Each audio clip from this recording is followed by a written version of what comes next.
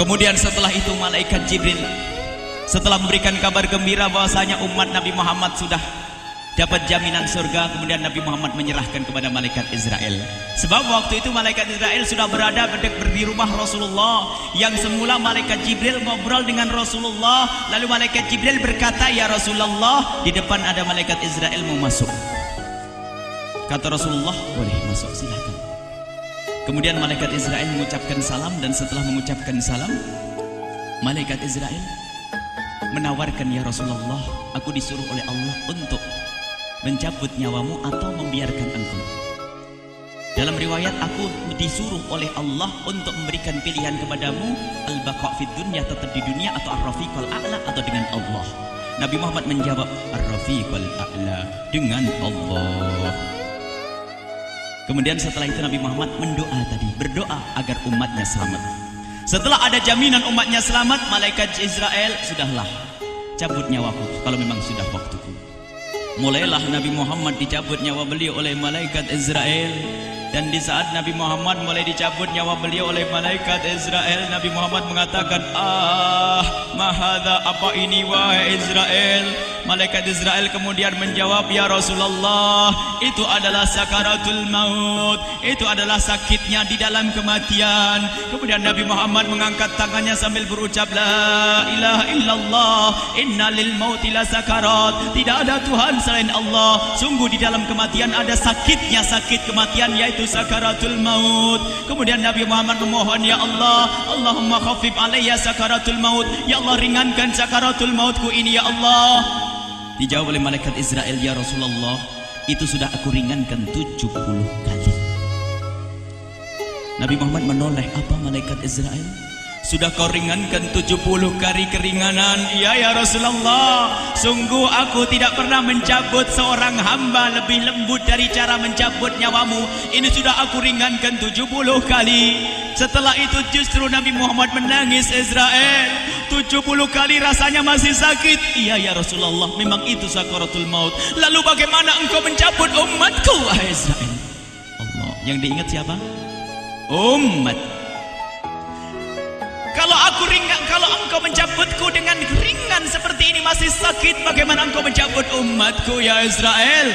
Dijawab oleh malaikat Israel, "Umatmu manusia biasa, ya aku cabut." "Ya Rasulullah, begitu saja." "Ya sudah, begitu habis." Nabi Muhammad menangis. Tiba-tiba Nabi Muhammad mengangkat tangan dan memohon kepada Allah, Allah, inna lil mauti la sakarat, la ilaha illallah, inna lil mauti la sakarat. Sungguh di dalam kematian ada sakaratul maut. Allahumma khaffif ala ummati sakarat maut. Ya Allah, ringankan dari umatku sakaratul maut. Wa thaqqil alayya, dan bebankan kepadaku. Sampai tidak sadar doanya Nabi Muhammad seperti itu. Thaqqil alayya itu doa cinta. Seorang ibu yang pernah punya anak itu, lihat kalau doa Rasulullah ini masih dilakukan. Bagaimana Rasulullah bisa doa begitu? Itu bahasa cinta yang tidak bisa diterjemahkan dengan oleh akal. Seorang ibu kadang-kadang, ibu yang di belakang nih, ibu mau dikasih sakit oleh Allah? Mau bu? Ibu jauh sekali. Ibu mau dikasih sakit? Jawabnya tidak mau. Tapi suatu ketika seorang ibu melihat anaknya sakit, ngomong, "Sudahlah nak, jangan kamu yang sakit, biar ibu yang sakit." Ada atau tidak? Kenapa ngomong begitu? Itu bahasa cinta itu. Tidak rela kalau anak ini sakit, biar aku saja yang sakit. Itu yang dirasakan Rasulullah. Sakaratul maut begitu sakitnya, membayangkan betapa sakitnya umat Nabi Muhammad di saat dicabut nyawa beliau. Maka Rasulullah mengatakan, "Ya Allah, ringankan sakaratul maut dari umatku, bebankan kepadaku saja ya Allah. Wala sawfa yu'tika fatarda." Permintaan Nabi Muhammad tidak ditolak oleh Allah, dikabul dan dikabul wahai Muhammad. Sallu ala Nabi Muhammad. Dan benar, sakaratul maut kita ditahan oleh Rasulullah, ditanggung oleh Rasulullah, sehingga digambarkan oleh Imam Bukhari di saat Nabi Muhammad dicabut nyawa beliau, Siti Aisyah yang ada di situ. Rasulullah berada di pangkuan Siti Aisyah, yang saat itu Siti Aisyah melihat keringat dingin keluar dari kening Rasulullah. Siti Aisyah tidak pernah melihat keringat keluar seperti itu. Bahkan di saat dipegang kepala Rasulullah, panasnya melebihi dari panasnya orang biasa. Setiap kali ada kain dicelupkan di air, ditempelkan di kening Rasulullah langsung mengering. Saat itu Nabi Muhammad mengucapkan kalimat la ilaha illallah innal lil mauti lasakarat. Kemudian Nabi Muhammad berpesan dengan banyak pesan, dan di antara pesan Rasulullah adalah akri minni ala ummati salam, akri minni salam ala ummati wa ala man ittaba'ani wa ala man tabi'ani min ila yaumil qiyamati. Aku titip salam kepada umatku dan orang yang mengikutiku sampai hari kiamat. Sadari salam Rasulullah. Sebelum meninggal masih ingat titip salam. Salam kepada siapa? Bukan salam kepada siapa-siapa, tapi salam kepada kita. Maka mari kita mengucapkan salam kepada Rasulullah, karena Rasulullah sudah salam duluan kepada kita. Mari kita sejenak bersalam kepada Rasulullah dan hadirkan Rasulullah ada di mata kita dan di hati kita. Mari kita bersama-sama mengucapkan salam. Assalamualaikum ya Rasulullah. Assalamualaikum ya Rasulullah. Assalamualaikum ya Habiballah. Assalamualaikum ya Nabi Allah. Rasulullah mengucapkan salam untuk kita. Dan di saat itu Rasulullah keringat dingin keluar, maka oleh Siti Aisyah diusap. Oleh Siti Aisyah diusap, bayangkan saat itu Nabi Muhammad di pangkuan Siti Aisyah dan diusap oleh Siti Aisyah. Siti Aisyah berkata, keringat Rasulullah mengucur deras hingga aku usap, dan aku usap dengan tangannya Rasulullah. Diusap dengan tangannya Rasulullah. Siti Aisyah memegang tangan Rasulullah sendiri yang digunakan untuk mengusap keringat Rasulullah. Sahabat bertanya, Aisyah, kenapa harus dengan tangan Rasulullah tidak dengan tanganmu? Lihat jawab Siti Aisyah, karena tangan Rasulullah lebih lembut dari tanganku. Sallu ala Nabi Muhammad. Masih sempat nyanjung itu sahabat Nabi. Dalam keadaan begitu masih menyadari kelembutan tangan Rasulullah, jasad Rasulullah, kemuliaan Rasulullah sallallahu alaihi wasallam. Dan aku lebih menginginkan bahwasanya yang menyentuh jidat Nabi Muhammad adalah tangan yang paling mulia di dunia dan di akhirat. Siti Aisyah enggak berani menyentuhkan. Pengennya yang disentuhkan di kening Rasulullah adalah tangannya Rasulullah sallallahu alaihi wasallam. Kemudian setelah itu Nabi Muhammad merasakan sakit yang sangat untuk kita. Kemudian Nabi Muhammad mengangkat tangan tinggi-tinggi mengucapkan la ilaha illallah inna lil mauti lasakarat. Tiba-tiba tangan itu semakin turun dan ditangkap oleh Siti Aisyah. Dan di saat tangan itu jatuh di tangan Siti Aisyah, kemudian tiba-tiba paha Siti Aisyah merasakan berat kepala suci Rasulullah. Dan saat itu Siti Aisyah sadar bahwasanya Rasulullah sudah kembali kepada Allah Subhanahu wa taala. Sallu ala Nabi Muhammad. Siti Aisyah bingung di saat melihat seperti itu. Ditaruh pelan-pelan wajah Rasulullah sambil menangis lalu berkata, Rasulullah sudah meninggal. Para sahabat Nabi pada bingung. Sayyidina Ali tiba-tiba terduduk, nggak bisa berdiri. Sayyidina Utsman nggak bisa ngomong. Ada orang Sayyidina Zaid berkata, aku baru melihat Rasulullah. Setelah ini aku tidak mau melihat lagi selain Rasulullah. Ya Allah, butakan mataku. Aku tidak ingin aku kotori mataku dengan selain Rasulullah. Dan dibutakan oleh Allah. Bermacam-macam kejadian saat itu. Madinah heboh luar biasa dengan meninggalnya Rasulullah sallallahu alaihi wasallam. Dan sungguh meninggalnya Nabi Muhammad adalah menghidupkan hati yang mati kalau orang faham.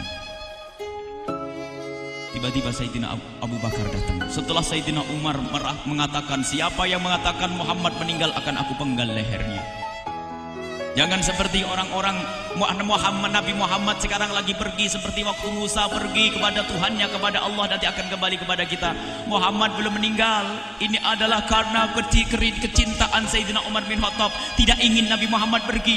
Tiba-tiba datang Sayyidina Abu Bakar As-Siddiq lalu masuk ke kamarnya Rasulullah, lalu masuk kepada Rasulullah, kemudian mengecup kening Rasulullah. Dan Sayyidina Abu Bakar berkata, ya Rasulullah, tibta hayyan wa mayyita. Ya Rasulullah, engkau tetap harum dalam keadaan hidup dan harum setelah meninggal dunia. Sallu ala Nabi Muhammad. Hingga sampai setelah hari besoknya meninggal Rasulullah, Senin sore, Selasa malam, Rabu dikubur Rasulullah sallallahu alaihi wasallam.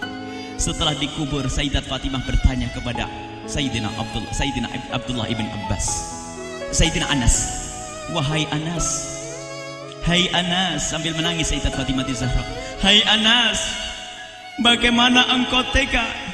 Atabat anfusukum an tahtu ra'sa Rasulillah. Apakah engkau rela menaburkan debu di atas kepala Rasulullah? Sayyidina Anas menangis kaget, ya wahai binta Rasulullah, kalau kami tidak dilupakan oleh Allah, niscaya tidak ada yang bisa mengubur Rasulullah. Jadi saat itu dilupakan oleh Allah, sehingga mereka tidak menyadari melakukan itu semua. Kalau mereka sadar, tidak akan bisa mengubur Rasulullah sallallahu alaihi wasallam.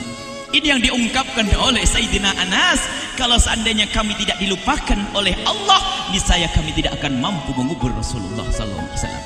Kami yang hadir di sini, ya Allah, ingin senantiasa hadir di hati kami kekasih-Mu Nabi Muhammad. Maka kami mohon, ya Allah, jadikan kekasih-Mu Nabi Muhammad yang akan, ya Allah, yang akan mendampingi kami kelak saat Kau cabut nyawa kami, seperti yang dikabarkan oleh Engkau, seperti yang Kau kabarkan, yang Kau wahyukan kepada kekasih-Mu Nabi Muhammad. Wa absyiru bil jannati, semua hamba yang beriman akan menyaksikan surga, ya di saat dicabut nyawa mereka, dan surga, di tempat surga itu yang paling mulia adalah Nabi Muhammad. Maka kami mohon, ya Allah, saat Kau cabut nyawa kami, ya Allah, hadirkan Nabi Muhammad di hati kami, ya Allah. Dan kami mohon, ya Allah, saat di alam barzah nanti, ya Allah, saat yang sangat mengerikan itu, ya Allah, kami mohon hadirkan kekasih-Mu Nabi Muhammad, sehingga kami tidak takut dan gentar lagi dengan malaikat mungkar nakir. Dan ya Allah, kami mohon di saat di padang mahsyar nanti, ya Allah, hadirkan kekasih-Mu Nabi Muhammad. Jadikanlah kekasih-Mu Nabi Muhammad yang akan menemani kami dan akan membonceng kami, membawa kami ke telaga Kausar. Lalu kami diberi air minum dari air telaga Kausar hingga kami tidak akan haus selama-lamanya. Ya Allah, jadikan kekasih-Mu Nabi Muhammad yang akan menemani kami di saat kami menyeberang Siratal Mustaqim hingga kami tidak akan terjerumus ke neraka jahanam. Dan jadikan kekasih-Mu Nabi Muhammad yang akan kami saksikan setiap saat di surga-Mu, ya Allah. Ya Allah, jadikan kekasih-Mu Nabi Muhammad yang senantiasa, ya Allah, kami lihat kelak di surga. Dan jadikan ucapan kami di akhir hayat kami kelak adalah, ya Allah, kalimat yang kami ucapkan di akhir hayat kami kelak, ya Allah, adalah kalimat agung dan mulia, la ilaha illallah Muhammadur Rasulullah, la ilaha illallah Muhammadur Rasulullah.